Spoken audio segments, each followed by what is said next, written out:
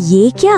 धन और ऐश्वर्य की देवी माता लक्ष्मी, और वो भी एक फटेहाल गरीब औरत के रूप में किसी के घर झाड़ू पोछा कर रही हैं।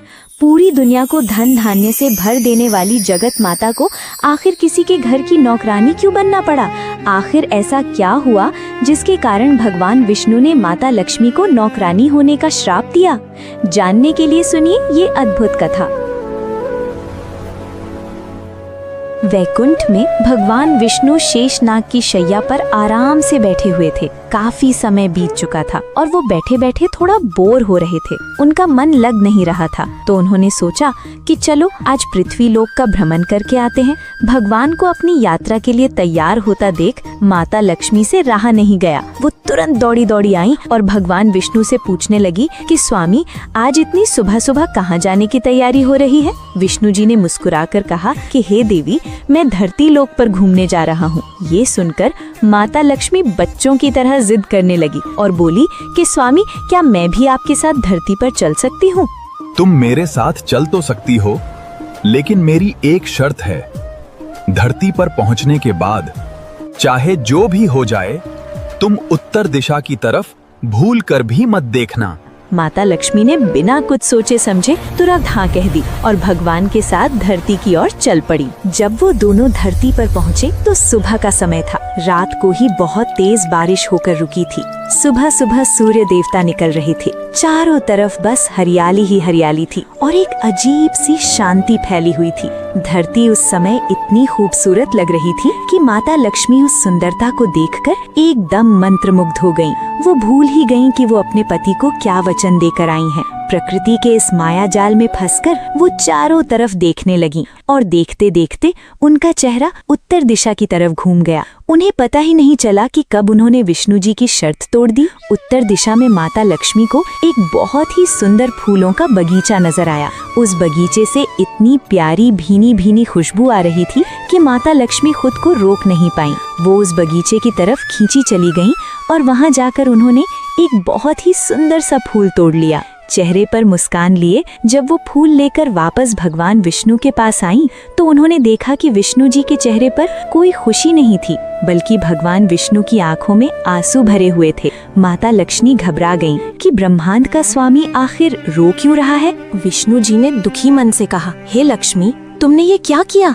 मैंने तुम्हें उत्तर दिशा की ओर देखने से मना किया था, लेकिन तुमने मेरा वचन तोड़ा और उससे भी बड़ा पाप तुमने ये किया है कि किसी और के खेत से बिना उससे पूछे उसका फूल तोड़ लिया। ये एक तरह की चोरी है लक्ष्मी। बिना अनुमति के किसी की चीज लेना पाप होता है। माता लक्ष्मी को अपनी भूल का बहुत गहरा एहसास हुआ। उन्होंने रोते हुए भगवान विष्णु से अपनी इस गलती की क्षमा मांगी। लेकिन कर्म का नियम तो सबके लिए बराबर है, चाहे वो इंसान हो या खुद भगवान। विष्णु जी ने भारी मन से कहा कि तुमने जो भूल की है उसकी सजा तो तुम्हें जरूर मिलेगी। जिस माली के खेत से तुमने बिना पूछे ये फूल तोड़ा है, अब तुम्हें पूरे 3 साल तक उसी माली के घर नौकरानी बनकर रहना होगा। जब 3 साल पूरे हो जाएंगे तब मैं तुम्हें वापस वैकुंठ बुलाऊंगा। माता लक्ष्मी ने चुपचाप सिर झुका लिया और अपने पति की आज्ञा मान ली। कर्म कभी रुकते नहीं, चलते अपने काल। लक्ष्मी भी अब भोगेंगी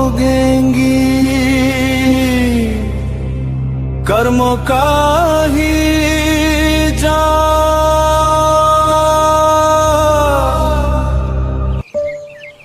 जिस माली का लक्ष्मी जी ने फूल तोड़ा था उसका नाम था माधव। माधव बहुत ही गरीब इंसान था। उसका एक छोटा सा झोपड़ा था जिसमें वो अपनी पत्नी माधवी, 2 बेटों और 3 बेटियों के साथ रहता था। इतनी बड़ी कोठरी और गुजारे के लिए सिर्फ वो छोटा सा फूलों का खेत। माधव बहुत मुश्किल से अपने परिवार का पेट पाल रहा था। माता लक्ष्मी ने एक बहुत ही साधारण, गरीब और कमजोर औरत का रूप धारण किया और माधव के उसी टूटे फूटे झोपड़े के दरवाजे पर पहुंच गईं। माधव ने जब दरवाजे पर एक गरीब औरत को देखा तो पूछा, बेटी तुम कौन हो और तुम्हें क्या चाहिए? तब माता लक्ष्मी ने बहुत ही बेबस आवाज में कहा, मैं एक गरीब लड़की हूँ, मेरा इस दुनिया में कोई नहीं है, मैंने कई दिनों से अन्न का एक दाना भी नहीं खाया है, मुझे कोई भी छोटा मोटा काम दे दो, मैं तुम्हारे घर का सारा काम काज कर दिया करूँगी, बस मुझे अपने घर के एक कोने में थोड़ा सा आसरा और रूखा सूखा खाना दे दो। अब जरा सोचिए, माधव खुद इतना गरीब था कि उसके घर में कल का खाना बनेगा या नहीं ये भी पता नहीं था, लेकिन माधव का दिल सोने का था।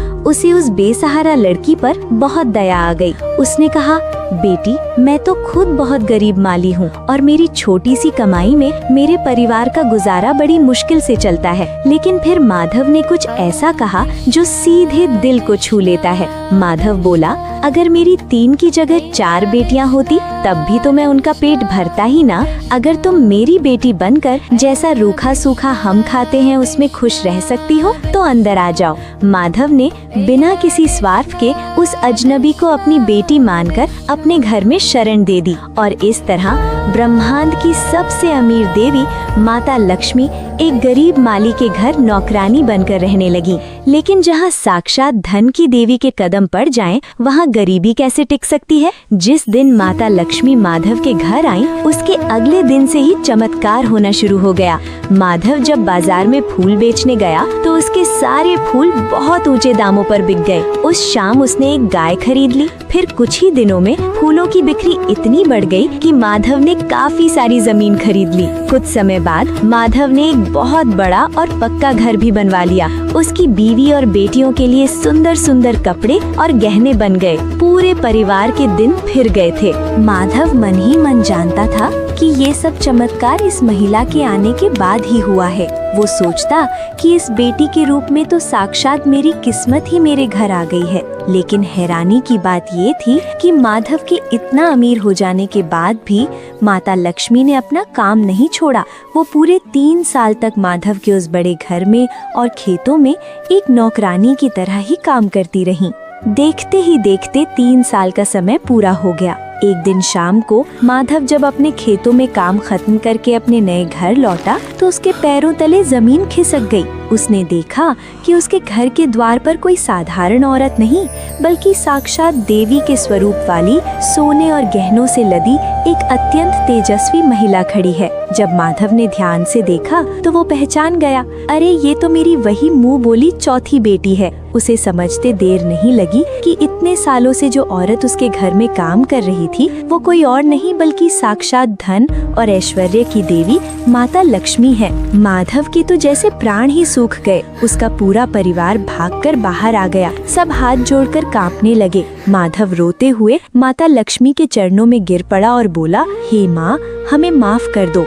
हमने अनजाने में साक्षात जगन माता से अपने घर में झाड़ू पोछा करवाया, खेतों में काम करवाया। हे माँ, हमसे ये बहुत बड़ा अपराध हो गया है, हमें इस पाप के लिए क्षमा कर दो। तब माता लक्ष्मी ने बहुत ही प्यार से मुस्कुराते हुए माधव को उठाया। उन्होंने कहा, हे माधव, तुम रो मत, तुम बहुत ही नेक और दयालु इंसान हो। जब तुम्हारे पास खुद खाने को कुछ नहीं था तब भी तुमने एक अनजान को अपनी बेटी मानकर अपने घर में रखा।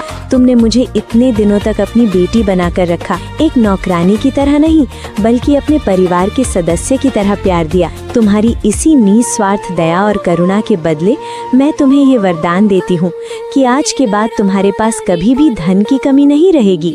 तुम्हें वो सारे सुख मिलेंगे जिसके तुम असली हकदार हो। इतना कहकर आसमान से भगवान विष्णु का भेजा हुआ एक दिव्य रथ आया और माता लक्ष्मी उस रथ में बैठकर वापस अपने स्वामी के पास वैकुंठ धाम चली गई। तो मित्रों, इस कहानी से हमें बहुत बड़ी सीख मिलती है। भगवान कभी भी हमारा पैसा या हमारा रुतबा नहीं देखते, वो सिर्फ हमारा मन और हमारी नीयत देखते हैं।